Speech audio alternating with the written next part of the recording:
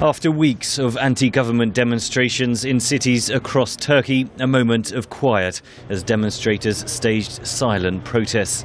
In Istanbul's Taksim Square, where the protests began as an environmental campaign but swelled into anti-government demonstrations, the peace was short-lived. Police detained dozens of demonstrators in the early hours of Tuesday. The police crackdown has brought international condemnation.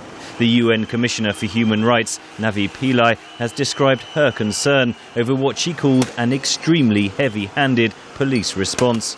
Metin Feyzioglu, who heads the Union of Turkish Bar Associations, told VOA from Ankara that the UN intervention was welcome. Police were shooting peaceful protesters with tear gas shotguns, and they took aim deliberately at persons. So they were using these tear gas shotguns as real shotguns. Prime Minister Erdogan has reacted angrily to his critics, telling a meeting of his AKP party that the police had an incontestable right to use tear gas on protesters. It is out of the question to show any tolerance to anybody or any organization that uses violence and uses it as an instrument from now on, my dear friends and my mighty nation. The government response is causing alarm beyond Turkey, says Fadi Hakura of Policy Institute Chatham House. In particular, the disproportionate security response to these protests.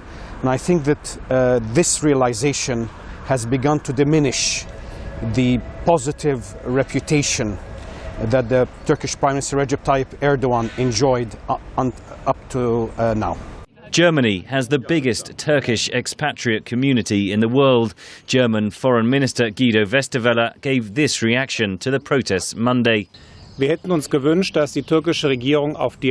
have hoped that the Turkish government had opted for dialogue, and so we criticized the decision of the Turkish government. The European Parliament has passed a resolution expressing concern at the police response and cancelled a planned visit to Turkey by lawmakers this week.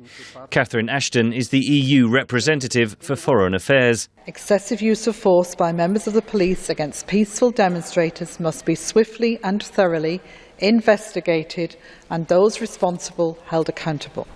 We know that Turkey, as a candidate country, needs to aspire to the highest possible democratic standards and practices. This growing unease could affect Turkey both politically and economically, says analyst Hakura. If this style of leadership, this very, very uncompromising style of leadership continue, then I think it will have a negative impact on the confidence of international investors and have some and then eventually have some severe negative repercussions on economic growth in Turkey.